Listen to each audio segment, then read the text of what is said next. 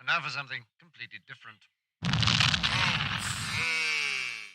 started a show full of fun and unintentional things. DaHoShow, streaming on YouTube for thee. DaHoShow, the courts have compelled me to warn you, it's me you will see. Streaming and gaming and talking and fussing. DaHoShow is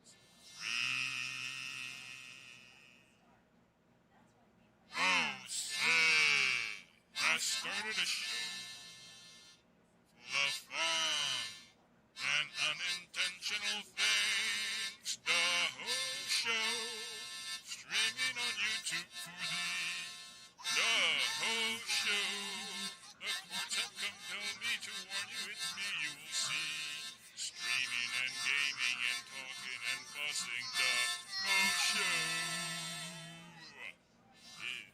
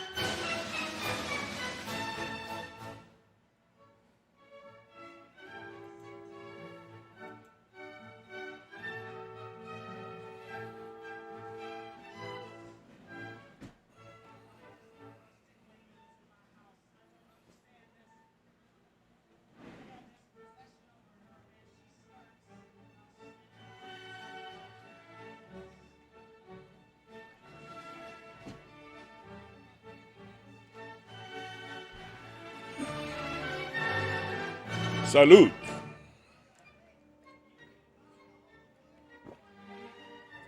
All right, we're going to be making a company newsletter. So let's get started.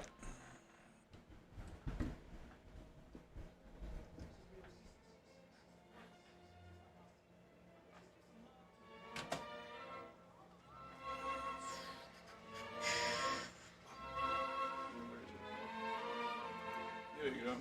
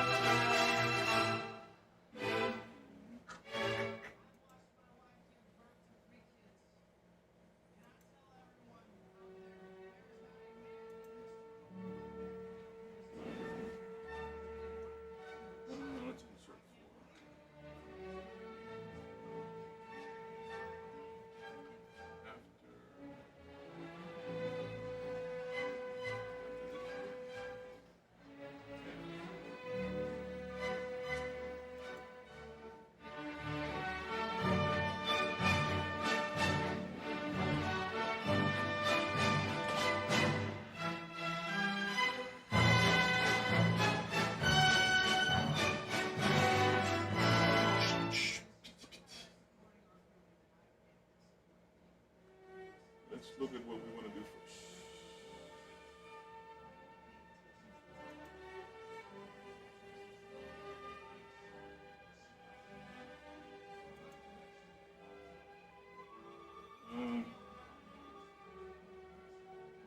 Let's start with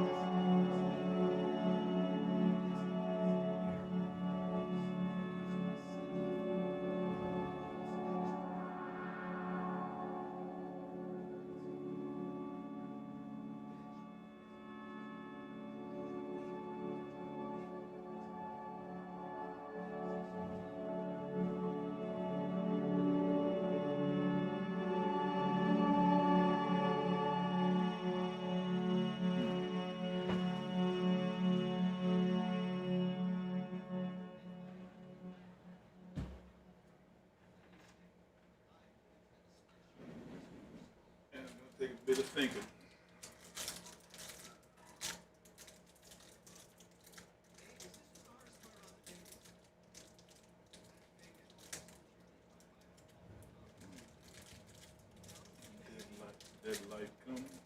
Deadline comes, and we want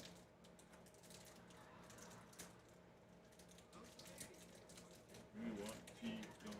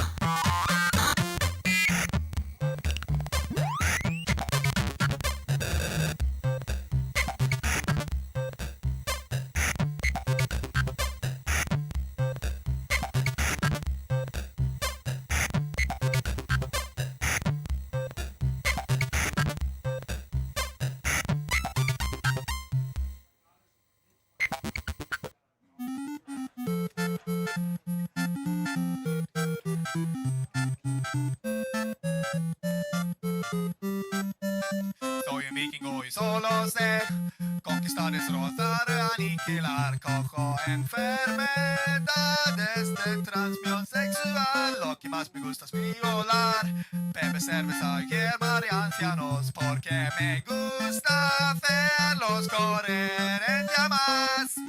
Jagas punks, och jag gillar att dura superslåss och jag vill dansa sista dansen med dig. Vi är bäst när vi åker i webbavarturné åt ingen annan jävel ska bråka med oss.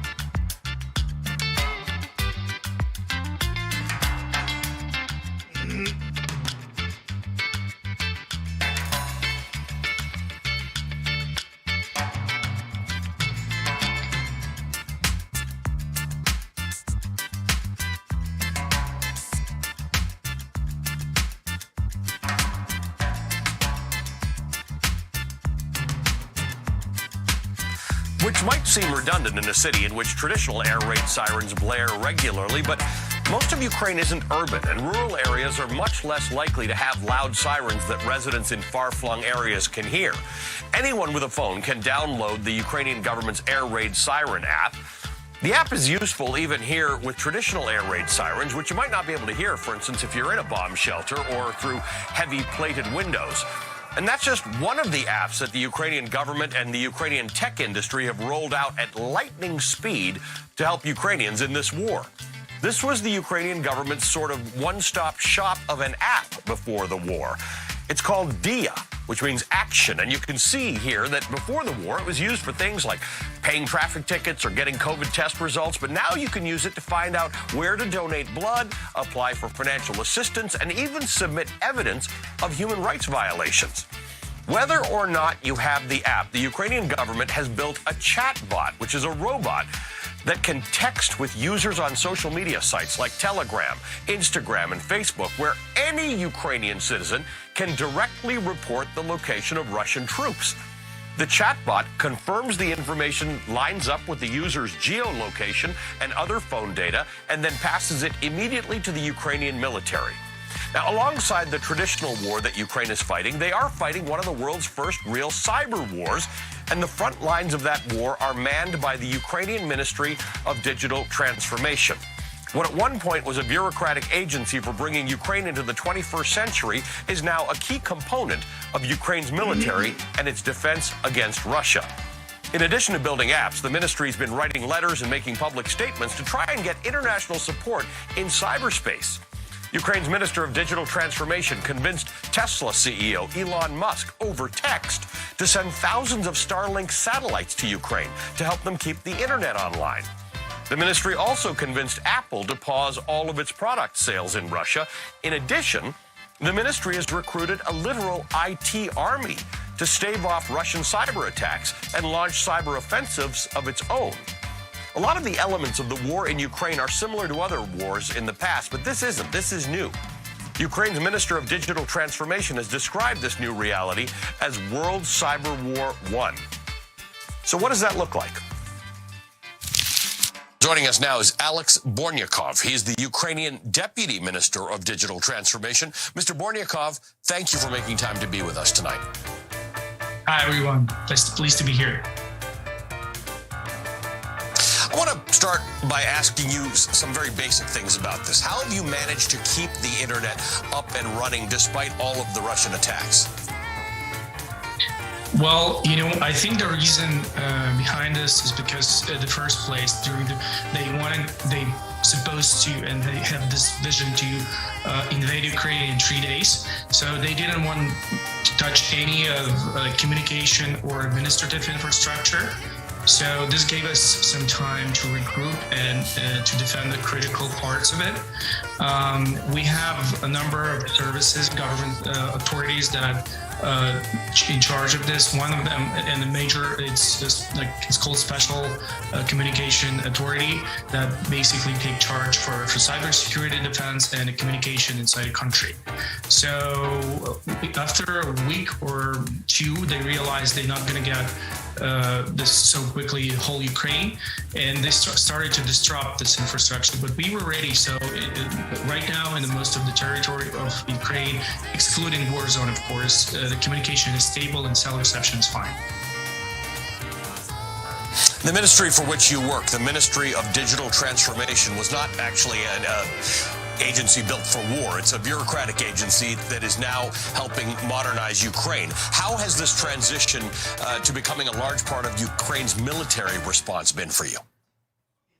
Well, it's because we have to act according to the realities. And indeed, we completely shifted our focus from what we were doing before the war. Right now, our focus is digital diplomacy, or someone called this digital blockade, when we really appeal to hundreds and thousands of companies, mostly like tech companies. We also take care of cyber defense of the country and cyber offense. But still maintain government services, which you mentioned before. DIA is a government service that was installed on almost 15 million users. So this app it's very popular in Ukraine. So you can get but again, there was new features added, like you can get government help with one click in your app if you were from war zone. You mentioned before this app that alert people, and right now we also added a functionality so you can make your apply for reconstruction of your damaged property and get help for the government to restore your property, which were destroyed by Russian troops. I am amazed at this chat bot that you've developed so that civilians anywhere in the country can report the locations of Russian troops. Help us understand how you're able to confirm those reports and how helpful that tip line has been. Well, it's a great question, though. The thing is that DIA, which was installed on 15 million applications, has a bank ID authorization. So it's kind of bulletproof authorization made on two-factor, and so it's very powerful. So we use DIA authorization in this chatbot, so we make sure that there is no Russians or like spies or infiltrators. So DIA being essential part of this chatbot on the first pace. Let me ask you about the speculation at the beginning of this war that Russia would launch a large-scale cyber attack against Ukraine and perhaps anyone who helped Ukraine. That does not seem to have happened. Why do you think that? Well, who said they didn't? They actually did, and they instantly attacking us with a lot of we track a lot of incidents, but it appeared that their cyber offense machine or cyber offense force is not so powerful as it was imagined by some experts before the war. So they didn't really penetrate any critical part of our digital infrastructure, but they instantly tried. Let's talk about the recruitment work that your ministry is doing, either crowdsourcing money for Ukraine's military online and actually recruiting for the military. So after 2 days of war, we realized that National Bank of Ukraine's very limited ability of commercial banks and just regular peer-to-peer transfers, especially abroad. So we decided to use crypto in order to fundraise. This is really hectic, but we managed to partner with their private crypto exchange from Ukraine called Kuna, and they helped us to establish the security perimeters, all the exchange mechanisms. So, and we announced that we basically ready to get donations in the form of Bitcoin, Ethereum, Tether. And it was beyond our expectations. The community of the world, the crypto world community, started to donate millions of dollars. So we managed to raise around $70 million in crypto. And this is really what helping our army, and it was really helpful, especially during the first day of war, where payments in dollars and euro were not so available like they available right now. It's a fascinating discussion, and we appreciate you having it with us this evening. Alex Bornyakov is the Ukrainian Deputy Minister of Digital Transformation. Mr. Bornyakov, thank you for making time to be with us tonight. Still ahead here tonight, the view from inside Ukraine as people here in Lviv occupy a space somewhere between war and peace. That's next. Like pulsing electric shocks, sharp stabbing pains, or an intense burning sensation. What is this nightmare? It's how some people describe shingles, a painful blistering rash that can interrupt your life for weeks. Forget social events and weekend getaways. If you've had chickenpox, the virus that causes shingles is already inside of you. If you're 50 years or older, ask your doctor or pharmacist about shingles. We need to reduce plastic waste in the environment. That's why at America's beverage companies, our bottles are made to be remade. Not all plastic is the same. We're carefully designing our bottles to be 100% recyclable, including the caps. They're collected and separated from other...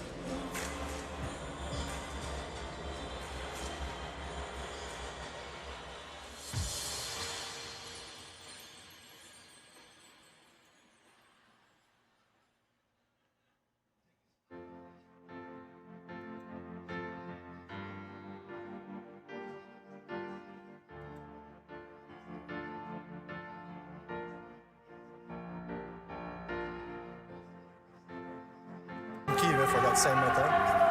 But still, I mean, after the recent strikes in Lviv with the oil depository and the industrial enterprise, I think people are becoming more careful and less, let's say, less calm when it happens. You notice some people in the city, it's very cosmopolitan. People love to have their coffee. They sit outside. And we know some people, you can see them moving more quickly now. They might be seeking shelter or trying to get home. And some people are continuing on with their daily life. Explain that psychology to me. I think the life changed for all the people. There is not a single man or a woman or a family who is not affected by this war. Some people, part of the families split because their women and children left. And according to the UN, we know that it's more than 4 million people that fled Ukraine. Men, of course, they're staying. There are some people that are coming back. The ones that had a normal and calm life outside Ukraine. These are labor migrants maybe, but also members of the Ukrainian diaspora are returning to stand together with Ukrainian armed forces and fight for our independence and for the freedom, basically for all of us, not only Ukrainians, but for the Europeans and Americans, for all the countries. There are people, there are families that lost their loved ones. There are parents that lost their children, their sons who died. Every day in Lviv we have funerals. And actually it's not far from here. There is the cathedral, St. Peter's Cathedral, which is the cathedral where they do the services and where the parents and the mayor normally is attending these funerals. But again, when you see in the parents, the eyes of the parents of the children that died, there is sorrow, but there is also they're also proud. There is also a huge dignity and honor for their children that fought to defend their country. As we walk around the city and you talk to people, some of them are from Lviv, some of them are from Kyiv or other places. They've come here because they think it's safer. And some people from Lviv have gone further west or maybe into Poland or Hungary. Yeah. Well, Lviv is one of the largest cities in Ukraine. It's about 1 million population. According to the UN Refugees Agency, we have more than 200,000 of internally displaced people currently residing in Lviv. These are the people which the city is trying to support through our refugee registration and welcome centers. These are people from all over Ukraine, and of course mainly from people fleeing the war zones, Mariupol, Chernihiv. Many Lvivians, they host these people at their homes. I'm not the exception. I had a person from Chernihiv which left with her child further on to the west. Now she's in Germany, safe and secure. Our main objective as a city is to make sure that all of their basic needs are supplied to. We do it using our own resources, but also with the help of international aid organizations. And you can see, I mean, even during this alarm and the sirens and before or after that, there's no panic. There are not people, asking for something out in the streets. Everyone knows what he needs to do. And it's also good that businesses are reopening, that the businesses themselves, they're very welcoming and they're ready to help at any time. When the deputy mayor, Serhiy Kiral, said that he was glad businesses were reopening, that is a reminder that in peacetime, his role in the city government of Lviv was to promote business.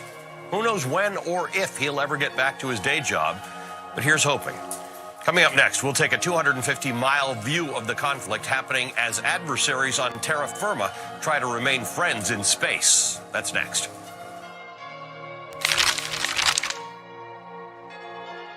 The majority of Americans live paycheck to paycheck. 45% don't own any stock. 68% fear they can't retire. It's time to start investing in yourself.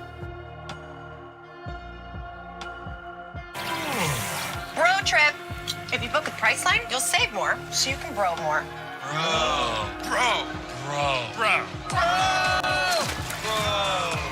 Good thing you saved on the trip. Priceline. Every trip is a big deal. This is an urgent appeal from UNHCR, the UN Refugee Agency. As conflict and tragedy strike Ukraine, the world is watching and worrying, desperate to save their lives and protect loved ones. Some have fled within their country, while others have sought safety across borders. Most are women and youth, and a heartbreaking amount of children are arriving in neighboring countries alone. Please go online and give what you can today. Stay tuned to get this free 5-piece ultra non-stick bakeware set from Gotham Steel. Are you tired of paying?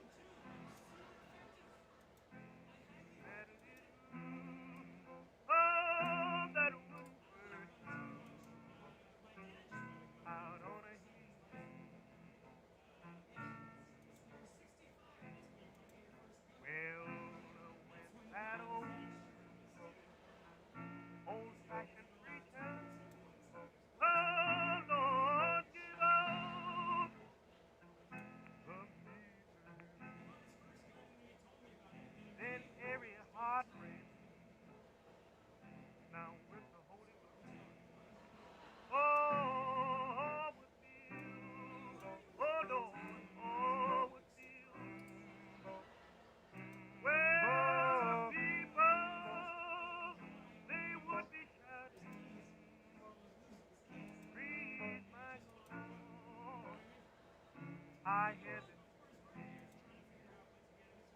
in that little, oh, that winter town out on a hill.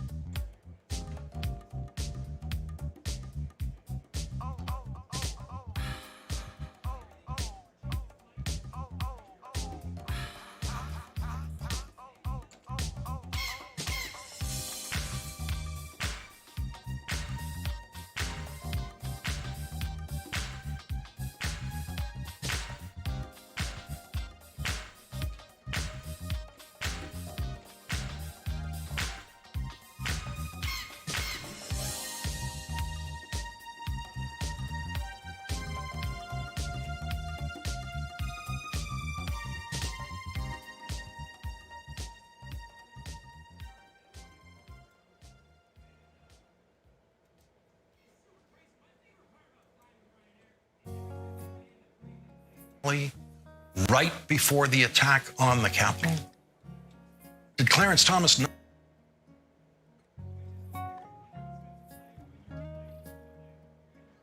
Involving January 6th. A year after Clarence and Virginia Thomas discussed whatever they discussed at the dinner table on January 6th. 1 full year after that, Clarence Thomas participated in a Supreme Court decision about the release of Trump administration documents and communications involving the January 6th attack on the Capitol. Those communications obtained by the January 6th committee include communications written by and received by Clarence Thomas's wife. And Clarence Thomas was the only Supreme Court justice, the only one who voted to prevent those communications from being delivered to the January 6th committee. Clarence Thomas' recorded decision as a member of the United States Supreme Court was to side with the people in the Trump administration, including Donald Trump, who were trying to illegally overturn a presidential election. He was the only Supreme Court justice who made that choice. No Supreme Court justice in history has ever been accused of or suspected of anything worse than what we already know Clarence Thomas did. Leading off our discussion tonight, Bob Woodward, two-time Pulitzer Prize-winning author and associate editor of The Washington Post, where he has been working and delivering these kinds of reports since 1971.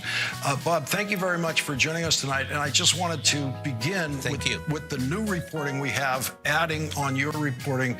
This is today from The Guardian. You revealed the 7.5-hour gap in the White House phone logs on January 6th. And The Guardian is reporting that at least one call that should have been on those logs was made to Senator Mike Lee.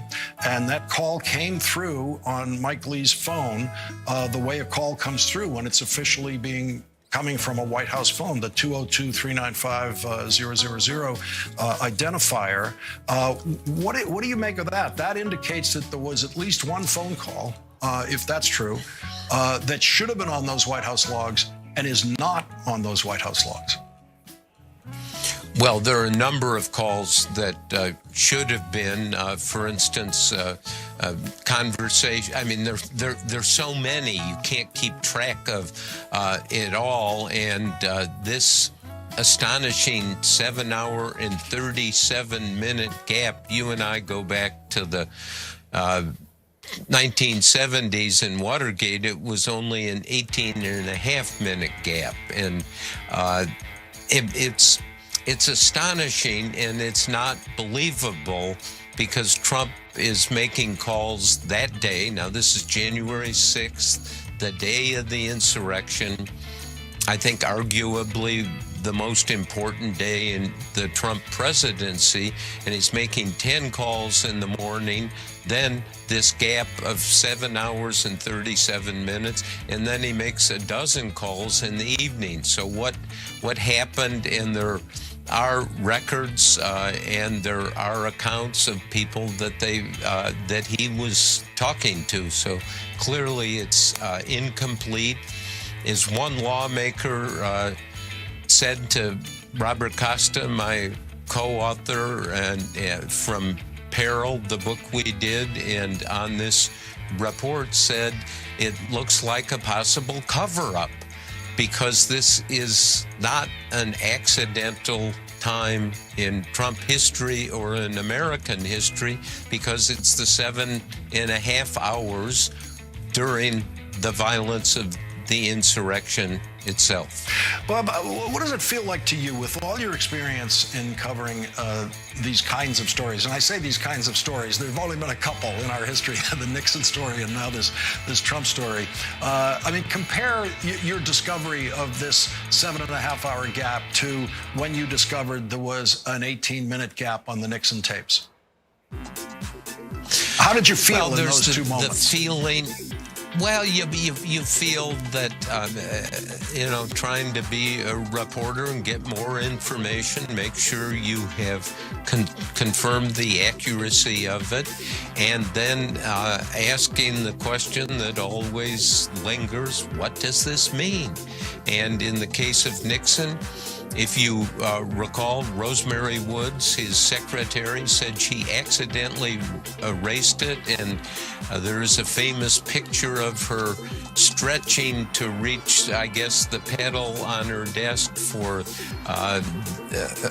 erasing the Nixon tapes, and a phone call or something else in the office. So this just sometimes things don't make sense. And one of, I think, the really interesting points in all of this is that if you think about this country for a moment, and I happened to be reading some Barbara Tuchman essays recently. My wife Elsa said, you ought to look at this. And Barbara Tuchman in 1976 wrote an essay in which she said what's unique about America is it is a country founded on an idea. And that idea is democracy. And what you have in all of this is it's a crime to subvert a lawful function of the U.S. government. I think you and I would agree, or most people would agree, one of the most important functions, lawful functions of the government is this certification process of saying, Joe Biden won the presidency. In fact, he got all the electoral votes he needed. It was 306 to 232 for Trump. So the Congress, as specified in law and Constitution, made him president. Since that time, in fact, before that time, Trump has been trying to say, if I lose, the election is rigged against me. And then when he lost, saying, no, he really won. But that is a subversion of democracy. The January 6th committee, I'm sorry to be so long, Lawrence, has said this is a crime. A judge earlier this week said it's likely a crime. If you look at the law and the history of this law, go back 100 years, and it was a Chief Justice named Taft, who'd been president, who said, if this clearly is a crime, if it involves dishonesty and trickery, and of course that defines the Trump actions on this. The Ginny Thomas texts that you have revealed are exclusively going back and forth between Mark Meadows and Virginia Thomas. We see Jared Kushner's name being mentioned in there. Jared Kushner clearly going to be asked by the committee, what about your communications with Virginia Thomas? And so there's conceivably several other people within the Trump White House who will have these kinds of communications with Virginia Thomas that may or may not at some point be revealed. That indeed, Bob Costa and I checked on Jared and talked to a spokesman for him and indicated he didn't recall getting anything on this. So we'll see. But this, as you know so well, this is about the perception of the honest functioning of government, all branches. And this is, as my colleague Bob Costa calls it, a dangerous, looming entanglement between Justice Clarence Thomas and his wife, and it needs to be explained. We have a system, thank God, as Ben Bradley, the former editor of the Post, used to always say, the truth emerges. Sometimes it takes a long time. I think it will, once again, take a long time. I don't know anyone in Washington who's done more to help the truth emerge than Bob Woodward. And Bob, thank you very much for starting off our discussion tonight. Thank you. Thank you. And coming up, Professor Eddie Glaude and John Heilman will join us next with more on Clarence Thomas and Donald Trump's latest request for a favor from his friend, the mass murderer, war criminal, Vladimir Putin.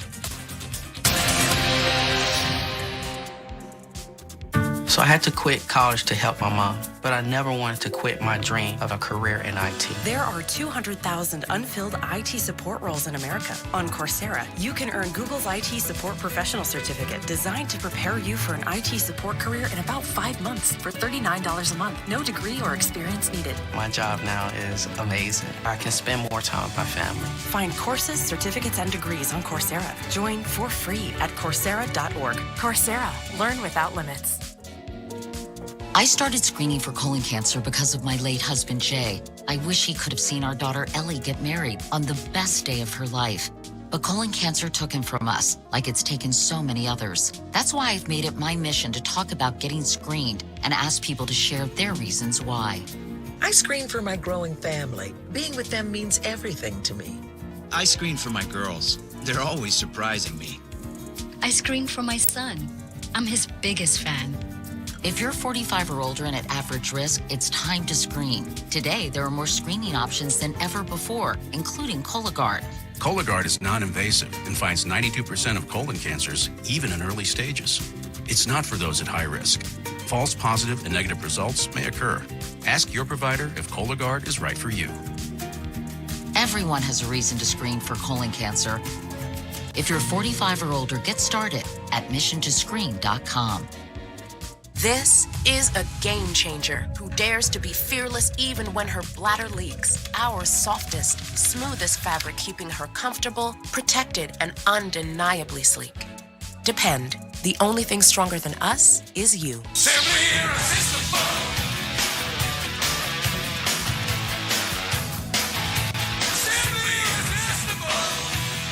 Applebee's Irresistibles are back, now starting at $8.99. Now that's eating good in the neighborhood. I brought in Ensure Max Protein with 30 grams of protein. Those who tried me felt more energy in just 2 weeks. Here, I'll take that. Ensure Max Protein with 30 grams of protein, 1 gram of sugar, and nutrients to support immune health. I don't just play someone brainy on TV. I'm an actual neuroscientist, and I love the science behind Nariva Plus. Unlike ordinary memory supplements, Nariva Plus fuels 6 key indicators of brain performance. More brain performance, yes please. Nariva, think bigger. Deep in credit card debt? Did you know Credit Associates can help you reduce that debt? It's not nearly as complicated as you think. Let me show you what I mean. First, there's the total amount of credit card debt you owe. Whoa! We can reduce that by almost half. Second, how about those decades you'll be in debt? We reduce that down to as little as 24 to 36 months, giving you up to 20 debt-free years back. Lastly, how about the endless...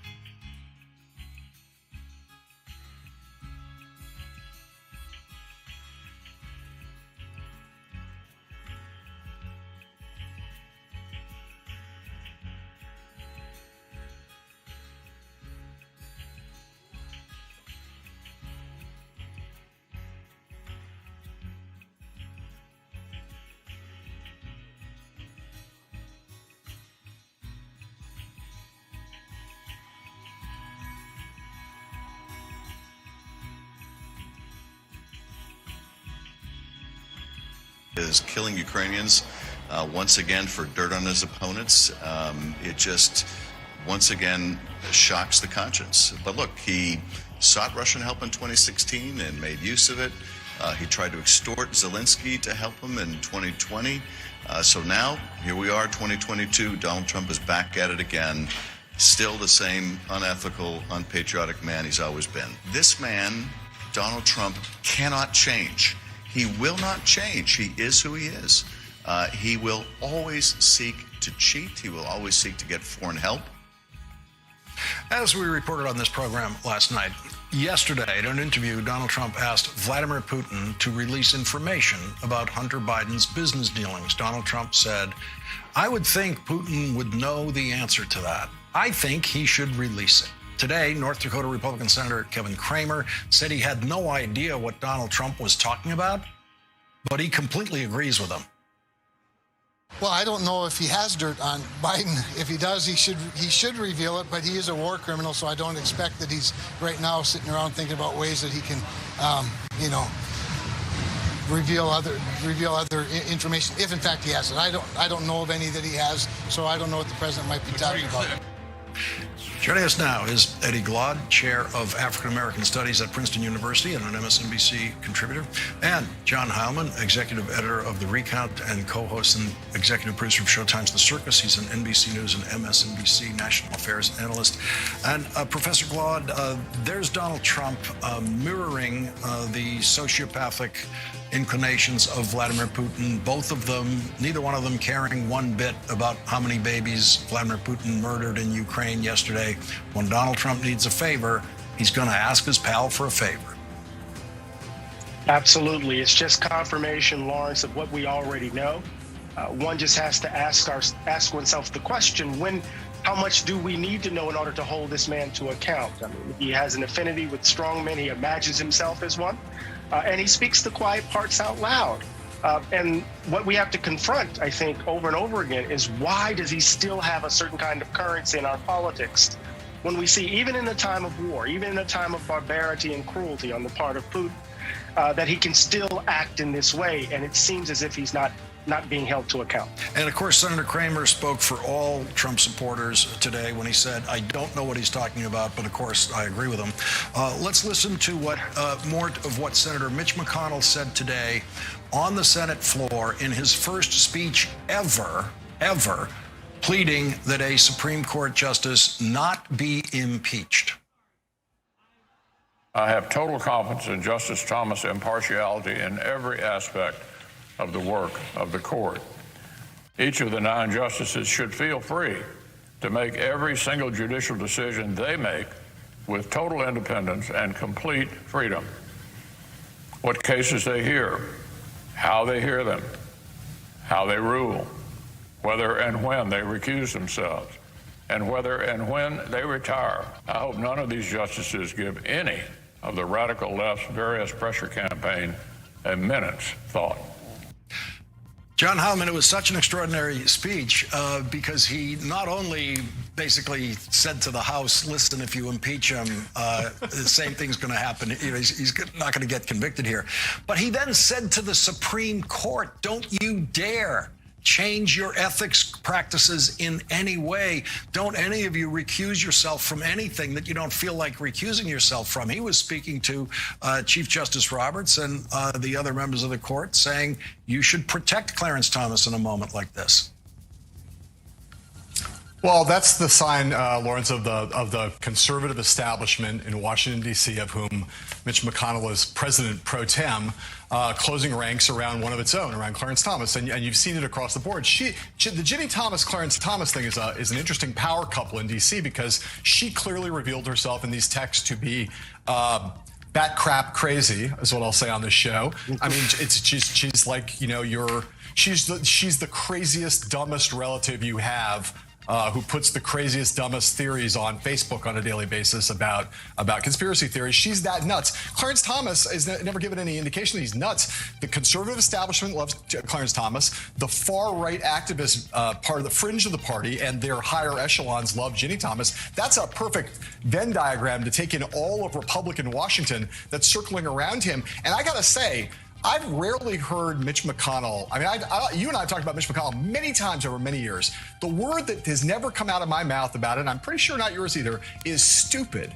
But I mean, the intellectual argument he's putting forward there is just stupid. It shows that he's taken leave of his senses, because it can't be that Mitch McConnell really believes that every judge should have absolute freedom to determine which cases he recuses himself or herself in and which he doesn't or she doesn't. I mean, is Mitch McConnell really claiming that if a sitting justice had owned a vast amount of stock in a certain company, that justice should be allowed to preside over that case? I mean, clearly not, right? So I just think that's a sign of Mitch McConnell not stupid. It just proves that this thing, he's so desperate to protect Thomas that he will say things that are beneath his considerable intellect.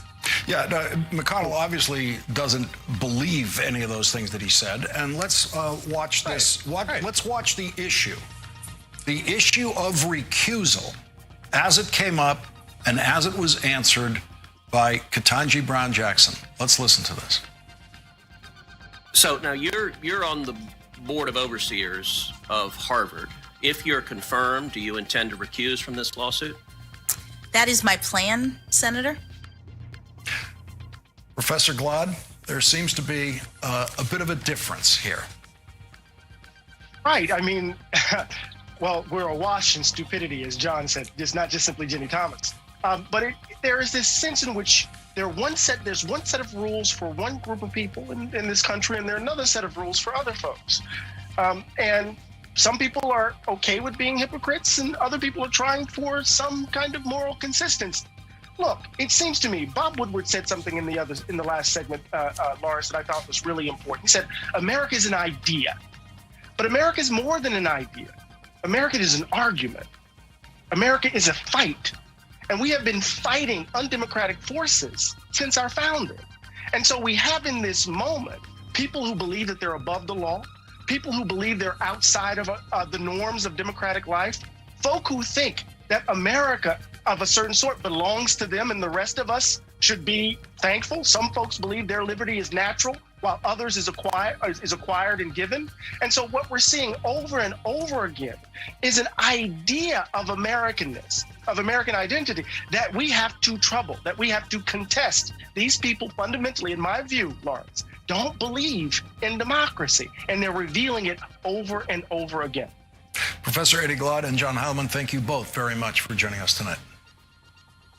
Thank you. Thanks, Lawrence. And coming up, with reports that Russian military officials are too afraid to tell Vladimir Putin the truth, we'll be joined by former KGB agent Jack Barsky, who will return to this program and once again give us his reading of what is happening inside the Kremlin.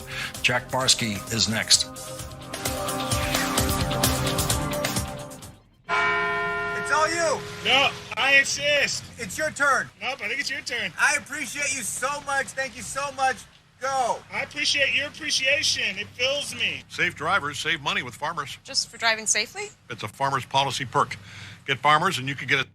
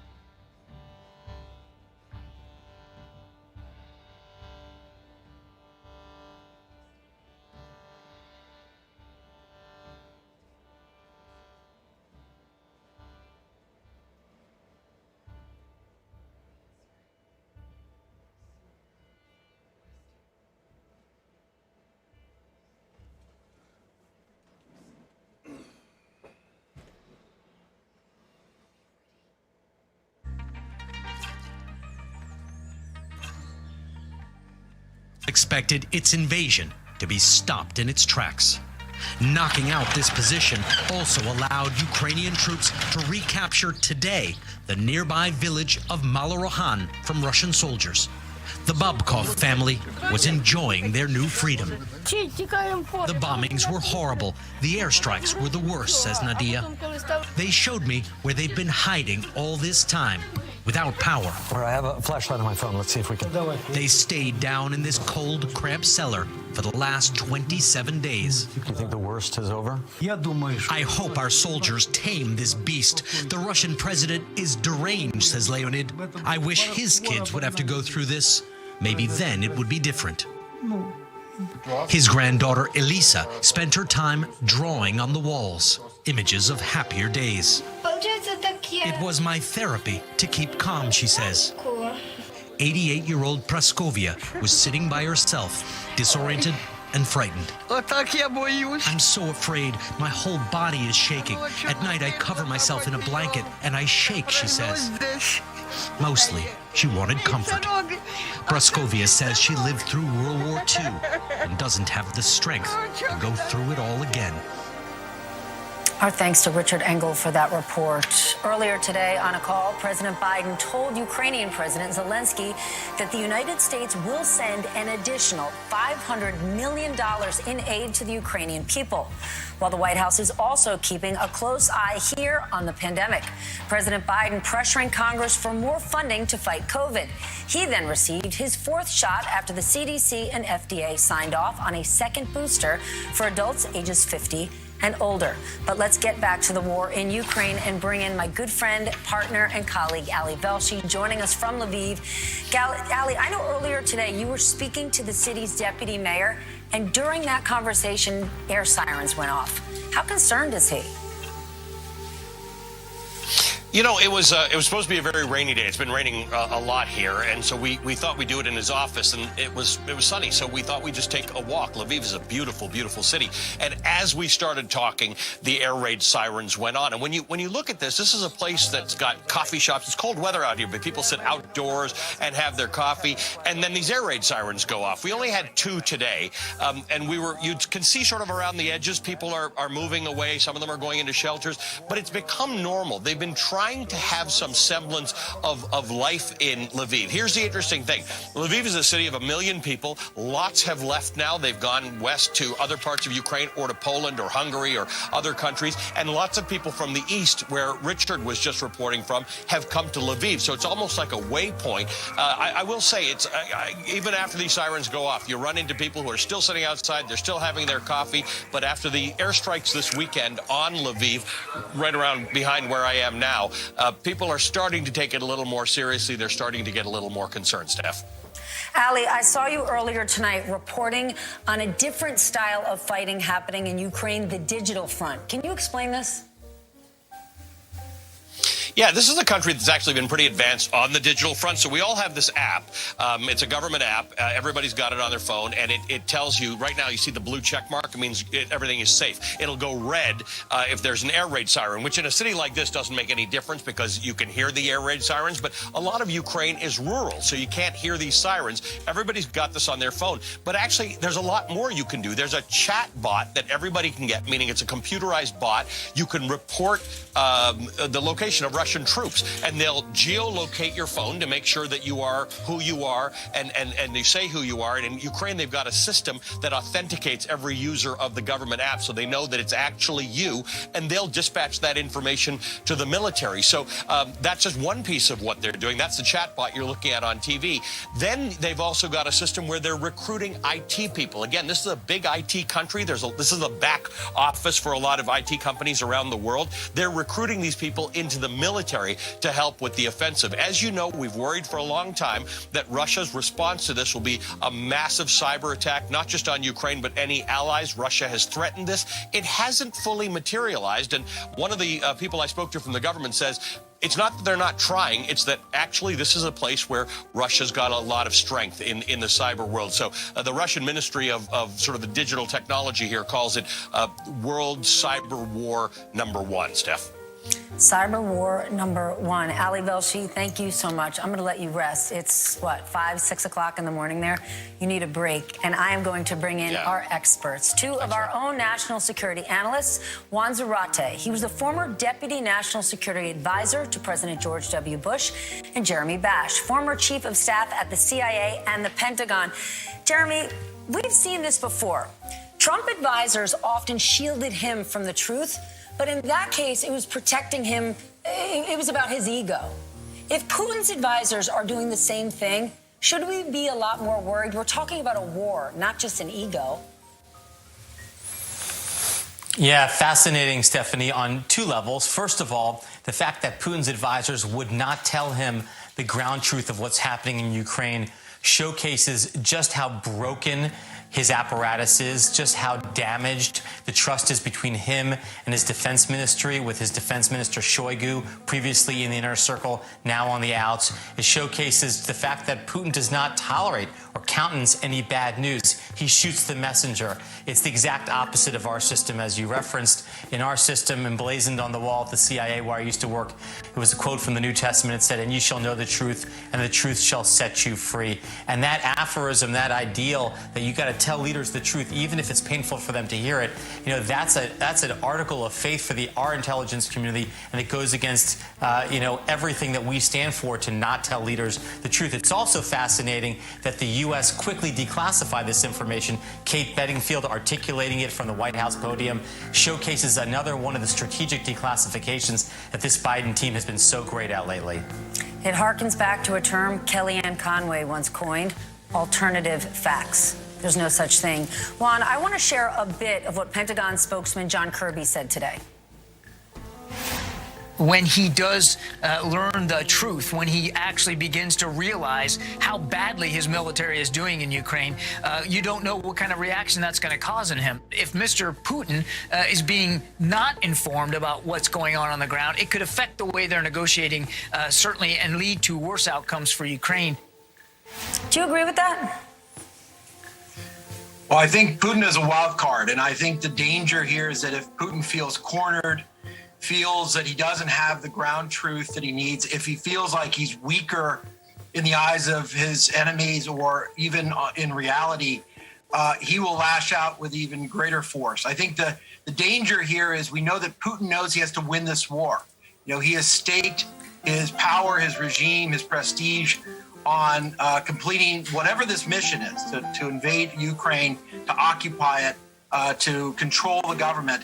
He hasn't succeeded yet. And if he's now being told or is being made aware that his army is not as effective as it can be or was intended to be, if he thinks that he's being isolated on the international stage, and if he knows that the Russian economy in the long term will be crippled, and that the potential is he will be weaker in the long term, the danger then is that he will lash out. He will use cruder means. He will use the Grozny and the Aleppo playbook of continuing to decimate and bombard and besiege cities in Ukraine. And that's the real danger here, that he regroups, takes a step back, and then lashes back out from a position of weakness to regain strength. Then let me ask you about that crippled Russian economy, because we and our European allies have been passing more and more what we think are crippling economic sanctions. But when you look at the Russian ruble, it's bouncing back. What does that tell you, Juan? Well, I think it's dangerous to look at the ruble day to day and use that as a measuring stick for the effectiveness of sanctions for a couple of reasons. One, the Russian central bank is propping up the ruble. They're buying rubles. They have capital controls on, so you can't exchange dollars and euros the way that you would normally. They've raised interest rates to 20%. That's not sustainable long term. And so the ruble is weaker. There's no question. And the Russian economy is going to be shrinking. The reality, though, is the sanctions regime is not complete. There's a gaping hole in it, and that's Russian oil and gas. Putin has known for a very long time that he can use the oil and gas sector as a sword and a shield for sanctions. And that's exactly what's happening here. Over 40% of Russian revenue comes from oil and gas. Oil and gas is still being sold to Europe, to China, to India. That's not part of the sanctions regime, despite the fact that the U.S. has banned imports of Russian oil. Canada has done the same. The UK will do the same by the end of the year. But that is really the bottom line in terms of the Russian economy. They have revenue from oil and gas. And despite the fact that the sanctions are crippling, and you're going to see the tail effects of that in the coming weeks and months, he has a backstop, and that's called oil and gas. Jeremy, let's go back to Putin's mission, because earlier today, President Zelensky said that his military is now preparing for much worse attacks from Russia in the eastern part of the country. I want to pull the map back up. When you look at it and look at where Russia might be going next, does this tell you that the game plan now is to divide and conquer and take the eastern and southern region parts of the country? That may, in fact, be part of the strategy, Stephanie. I think it's a little too soon to tell. I certainly agree with the Pentagon assessment that the Russian forces don't appear to be withdrawing. If anything, they're just retrenching. They're going to retrofit. They're going to replenish their supply lines. They're going to probably swap out some of their soldiers who have taken a major beating on the battlefield. And undoubtedly, part of Putin's strategy is going to be to fortify his forces in the east, where he's strongest, where he feels like he's got the most support for the indigenous population, where I think his bet is that the international community might abide a Russian presence. However, I think at the end of this, given the fact that Putin has used his presence in the east and his presence on the border to stage a massive assault all the way to Kyiv, I don't think the international community is going to go for it. I don't think the Ukrainians are going to go for it. And I think it's going to be very hard for Putin to argue at the end of the day that he should be able to retain or keep part of the eastern part of the country. I wouldn't trust Vladimir Putin if I were the president of Ukraine, and I don't think the president of Ukraine is going to put that faith in Vladimir Putin. Juan, I want to stay on oil and gas with you, this time at home. We're reporting that the White House is now weighing a plan to release about 1 million barrels of oil a day from our own reserves for about the next 6 months. That would total about 180 million barrels. This is another move we are seeing by President Biden to address rising prices. How much could this help, and how sustainable is it? Well, I think it can help. We obviously are an oil and gas giant ourselves. I think that's one of the great sort of revolutions of the last decade in the United States. And so we can replenish that reserve, and the president doing this certainly is a release valve for the oil markets. It's not going to be sufficient to displace, let's say, if Russian oil and gas is sanctioned completely, but it does help at least for the short term in terms of prices. Stephanie, I think it's important to note here, and Jeremy mentioned this in the context of what is coming out of the White House, the declassifications, whether or not we're actually fighting on the battlefield in Ukraine, we are a part of this conflict. The information warfare conflict, the cyber defense and security issues that we've talked about, and now oil and gas and the prices and the inflation that come along with it. Putin has banked on the fact that we are dependent, we, the West, are dependent on Russian oil and gas being a part of the oil markets. What you see the president doing is trying to not only deal with this from a domestic political perspective, but from a market perspective. How do we maintain prices so that we're not overwhelmed by the disruptions that Russia is pressing on the world as a result of their invasion of Ukraine? It is a really tricky balance. Thank you both for starting us off tonight, Juan Zarate and Jeremy Bash. Coming up, new reporting on why the Justice Department is expanding its investigation into January 6th. Claire McCaskill and Daniel Goldman on what it could mean for those close to the former president. And later, award-winning filmmaker Ken Burns is here to talk about the founding of our democracy and where it stands tonight. The 11th hour just getting underway on this Wednesday night.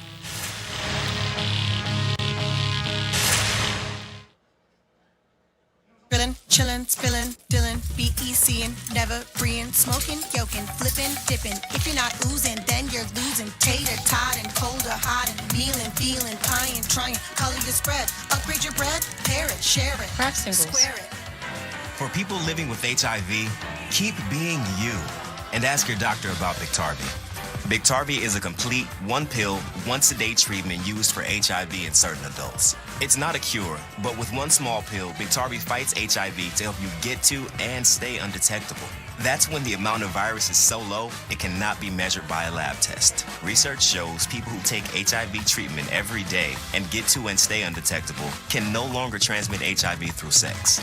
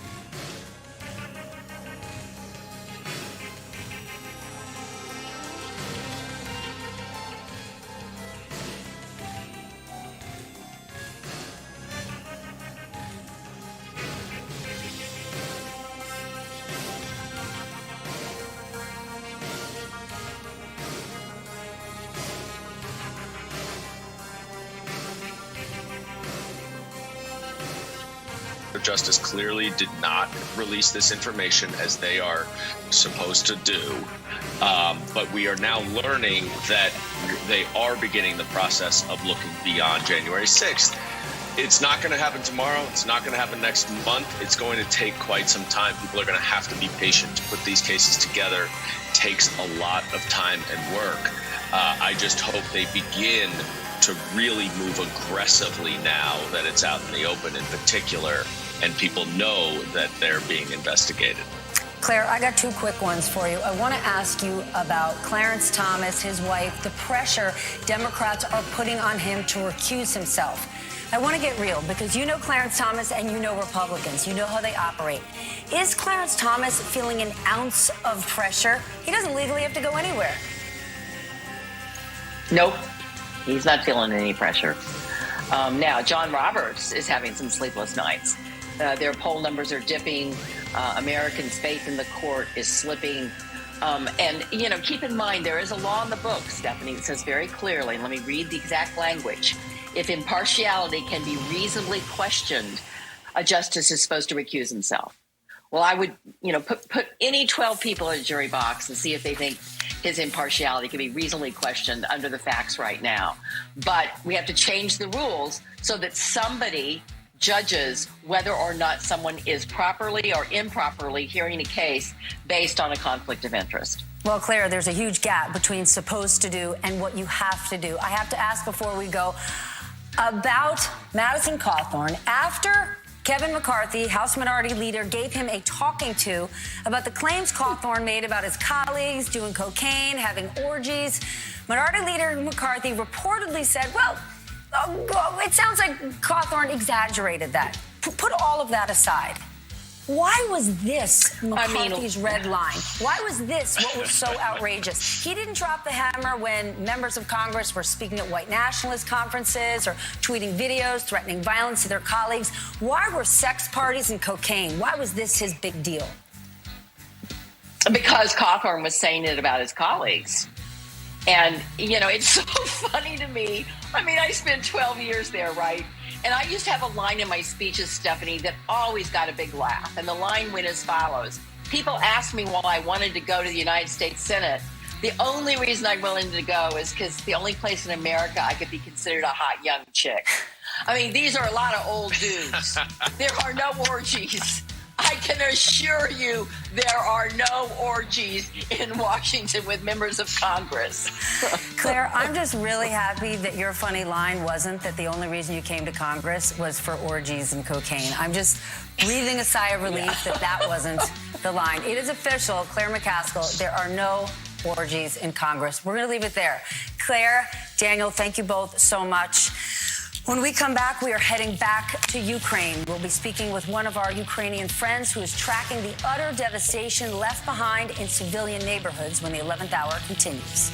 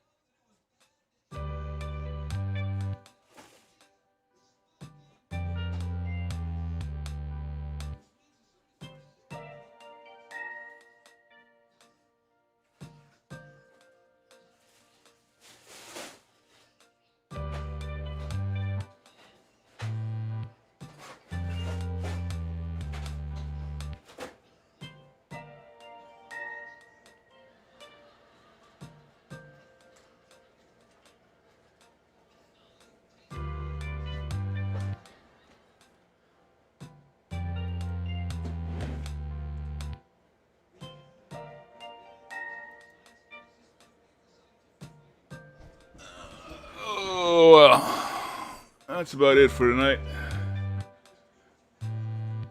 This is about, what, 4 hours, 4 hours or so? Anyway, so, let me see, I got one more page to do. One more? Two more. Two more pages to do. All right. Yeah, it's going pretty good. So let's just go ahead and save this. And then we'll close it. And then, let me see, what about this one here? Oh yeah, I got this already. And what was the other one? And I already saved that. And I already put it into the newsletter too. Okay.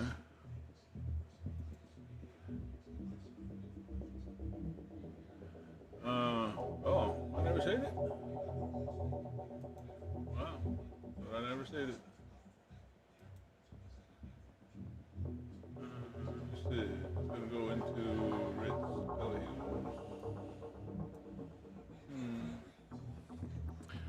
Do I have Ritz and Belhus?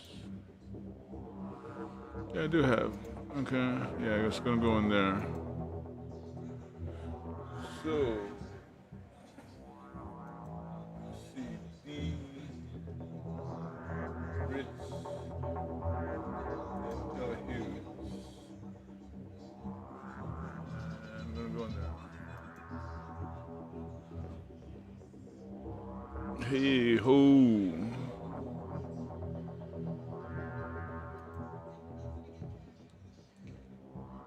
Hey ho. Hey ho. Daylight come and we want tea gone. Dead. Me say dead, me say dead, me say dead, me say dead. Me say dead. Oh. Deadline come and we want tea gone. Come, Mr. Tallyman, tally me tea bagger. Hey. All right, so that's saved. And I don't need that anymore either. Nobody chatted me. Nobody chatted me up.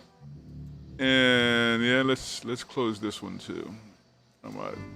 All right, and then that's that. Who's this? Oh, we gotta close. We can close that one. And let's go to here. Oh man, I opened up with that. Oh well. Well, I guess I did. I opened up with the wrong thing, and I didn't even notice it. So, until next time, when we meet again, folks, this is El Master Hoss signing off.